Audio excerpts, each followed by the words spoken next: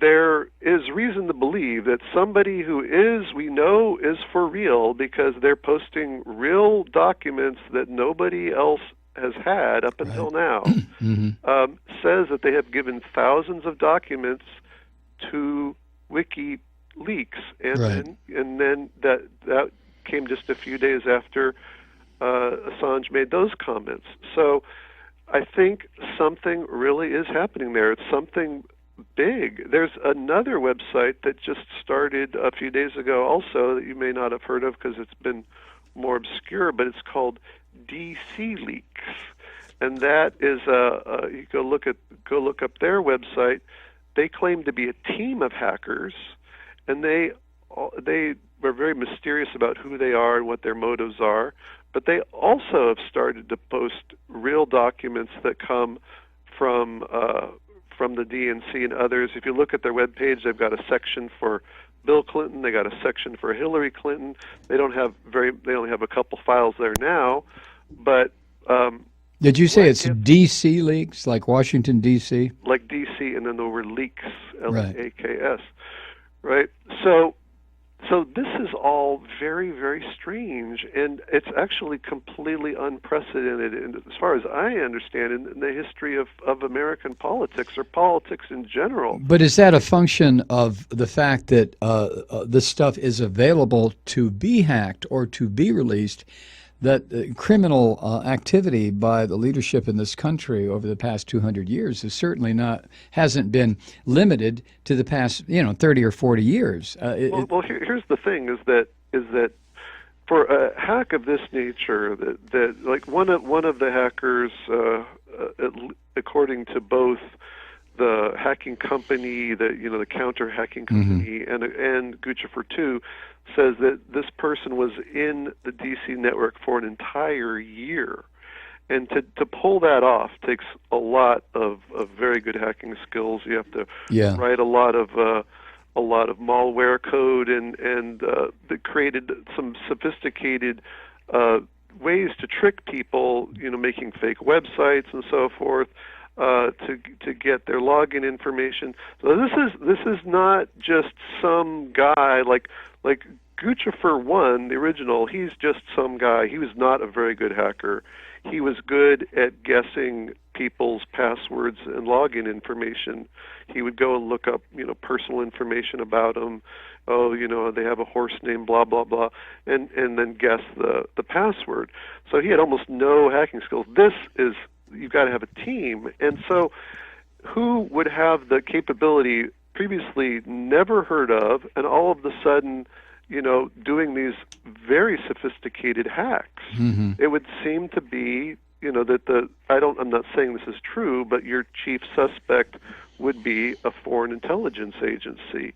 And what's interesting about that is that there have been many foreign intelligence agencies that have hacked the American government. I think the Israelis and the Russians are at the very top of the list. Oh, sure. They've hacked this department and that department over the years, but when they do that, you keep that information closely held because knowledge is power, and if you have something that you've learned and the other people may or may not even know that you've learned it, right? That gives you a big advantage. But if you post it on the internet and tell, everybody, we have this thing, check out these files, right? That immediately reduces the value of that information. So there's literally, I have never seen or heard of a foreign intelligence agency doing that. Unless to have this happen now is really strange, and I think is very significant because I think just as a theory, I'm not saying this is the theory, but that whoever's behind this may want to be influencing this election. And they seem to have been targeting almost exclusively Hillary Clinton targets. Right. And somebody has it in for Hillary Clinton, and I don't think that we have heard the last of this from either WikiLeaks or Guccifer 2 or this DC Leaks or whoever else. These may be fronts, I don't know who or what they are, but somebody is doing something. And I think from that point of view, this story about Hillary Clinton and her emails may have, a few more shocking twists and turns before we get to the end of it. Yeah, I would think so. And not to take this out too far, but what you just said makes an awful lot of sense. When you stop and consider the fact that we have a list of endless enemies right now, and I think Hillary Clinton, who has been in charge of a lot of the decisions to cause people around the globe an awful lot of pain and suffering and death for an extended number of years, I just wonder sometimes if there is not a concerted effort to disrupt the election, not to make an advantage for Donald Trump, but to disrupt this election, disrupt the political system here, because we have so many people right now who want to see this country fall on its ass. I think the Israelis don't like us, the Chinese don't like us, the Russians don't like us. I think the Brits have had enough of us. Look at the French. God knows how many countries in South America. And I'm not talking about stuff that happened 30, 40 years ago. I'm talking now, contemporary stuff. So if the goal is to totally disrupt the U.S. presidential election, to what end? Well, to toss the country into political chaos, which makes us highly vulnerable. Look what's happening in certain countries right now where they don't know who the leadership is. You have chaos. Do you think? What's happening in Brazil right now? They're having impeachment. Yeah, right. Problems, Exactly. terrible problems. So, do you think that could be a possibility, that it's not an attack on Clinton, but it's an attack on the United States to disrupt our system? I think that's definitely a possibility, but again, you have to look at the evidence, and it's very curious that it seems like so many of these hacks have targeted, everybody who knows Hillary Clinton, and there haven't been hacks like that at all against. I've read this in the newspapers. They said Bernie Sanders' campaign says no, we haven't. Donald Trump campaign says no, we haven't. So somebody seems to have it out for Clinton specifically. Mm-hmm. And if you look, again, I'm not saying this is it, because I've certainly seen in lots of other cases, with the other research I've done, where you get these false flag operations, and sometimes it seems too convenient and too neat, but you could definitely see a strong motive for Russia in particular here, because there's this extreme disparity between Russia's interests if Donald Trump were to be elected president versus if Hillary Clinton were to be elected president. Trump and Putin seem to have some sort of bromance going on where they try to outdo complimenting each other. Mm-hmm. Putin has said that Trump is someone I can do business with, and all these great compliments he's given. And it turns out that Trump actually has a lot of business interests in Russia that could benefit from good relations with Russia. Meanwhile, on the flip side, it's about as opposite as you can get, where Hillary has this reputation for being a war hawk, mm-hmm. and she's particularly seems to be very aggressive when it comes to Russian issues, be it in Iran, Syria, or the Ukraine, or Eastern Europe in general. Right. If I were Putin, I would be 100% rooting for Trump to win, just from a pure geostrategic point of view.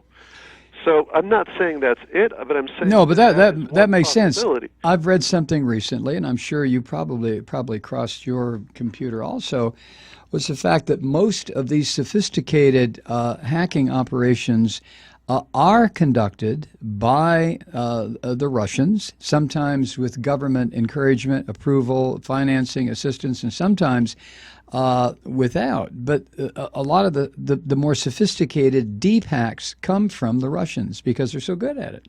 Right, and they have, from what I've read, they have sort of a bounty system where they, say to a team of hackers, do what you can, and if you succeed, we'll give you a bunch of money. If you don't, then you got to pay for dinner yourself, that sort of thing. Mm-hmm. So, like, they actually said that when it came to the DNC, they thought there were two separate teams that broke in that seemed to be operating completely independently of each other when they were going back and looking at all the evidence. So, the plot thickens some more. So I think that somebody, we don't know who, but given that there's all these hacks going on, it seems likely that somebody has given something to WikiLeaks. Mm-hmm. I mean, how could we have these reports of the Clinton Foundation being hacked, of her campaign being hacked, I even read one report that her personal email may have been hacked again early this year. Somebody really has it in for Clinton. They didn't figure this stuff out for the longest time.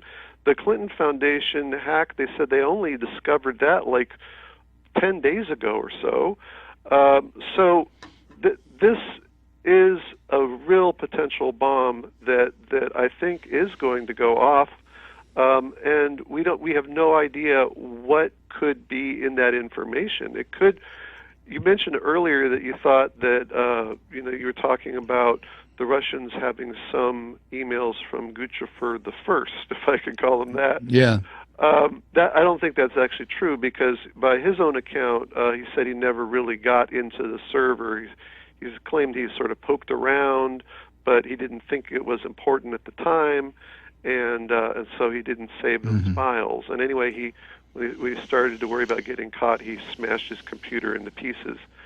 So, but I think that when you look back at how terrible the security was for Clinton's server, it was just the worst of the worst. And anybody with, it wouldn't even need to be a nation-state hack. I mean, there could be lots of people out there who have copies of her emails that are waiting for some politically opportune moment to release them. And then you've got all this stuff from these recent hacks that could end up being quite interesting. I mean, if you think, I'm sure you've been talking on your show, the tilt of the DNC and of Debbie Wasserman. Oh, sure, towards Clinton. For Sanders versus Clinton. Imagine if you could get all their internal communications and correspondence. Wouldn't that be interesting if that got released? Yes, it would. All right, let me ask you just a couple of quick questions. It's a little bit off the specific topic, but what do you think would be the best course right now for Sanders and for Trump, and for any Republican waiting in the wings for Trump to crash and burn, which he probably will at some point? Yeah, he has a real foot and mouth problem. Oh my God.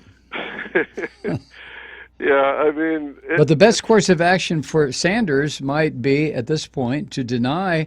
I mean, how does he turn over his delegates and offer up support to Clinton in light of what Comey said today?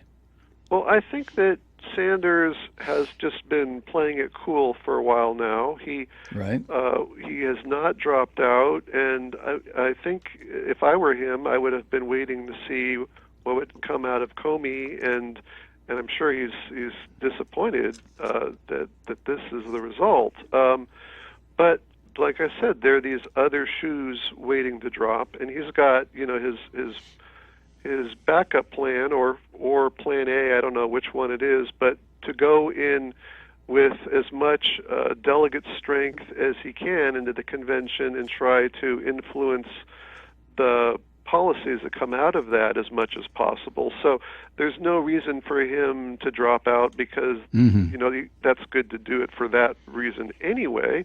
And then if between now and then, if something else does happen that's a big bombshell, then he's ready to strike. Now, what may happen that if I were to look at put my rose-colored glasses on and say what would be the best case scenario for people who don't want to see Hillary Clinton become the next president, I would say that we know that Assange has definitely no love lost for Hillary Clinton, right, and for the Obama administration in general. They are the ones that have kept him cooped up in the Ecuador embassy for the past 4 years. And so if he were trying to stick it to Hillary Clinton, and he does have these documents, it would make a heck of a lot of sense to release them between now and the convention. And what he could release, if he has them, that would be a real bombshell, is these 31,000 deleted emails, because there were like 62,000 total, 30,000 she released, and she said, or she handed over to the State Department, and they released them. she said those were her work emails, and then there were the 31,000 she said were her personal emails. And what Comey said today, and I got to say I was really surprised about this, was that they did not recover a lot of those emails. Right. Because there had been reports that said that they had recovered most or all of them. And it seems like of the ones that they did recover, a lot of them they got through other means, like looking in, the inboxes of her top aides and things of that nature, as opposed to actually getting them off the server. He mentioned that the server had been wiped, and that right there. If you were trying to make a case against Clinton, that is huge evidence, because there was there was a company that was managing the server, the most recent one, and they had stated publicly that we didn't wipe anything, and when we handed this over finally in August 2015, the last we saw, there was no wiping that had taken place. So that would have been, if a wiping took place after that, that would have been, well after it was known that people were searching high and low for these deleted emails. Yeah, evidence tampering is it's a federal offense. Right, and what you do when you wipe, there's different ways to do it, but the basic idea is you just overwrite the data multiple times. So that you can't see what was underneath all the overwriting. So that shows, that's not something that just happens by accident. Like oops, I knocked the machine over and broke it or something. That shows real deliberate intent, and he stated that's what's happened.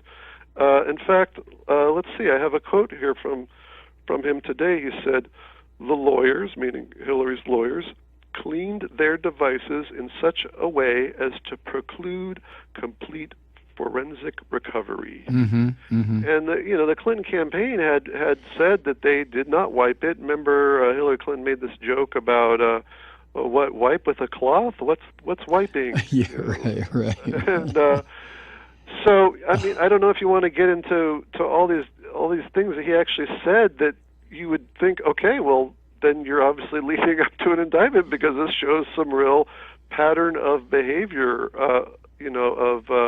of negligence and well, those evidence. Yeah, those points are interesting, and they do. It would be fun to deconstruct everything that Comey said. But the bottom line, I think, the only thing that is important is what he said at the very end, that there is not going to be an indictment. And I assume with that, what he was saying also was this case is closed, without sounding like Sergeant Joe Fry.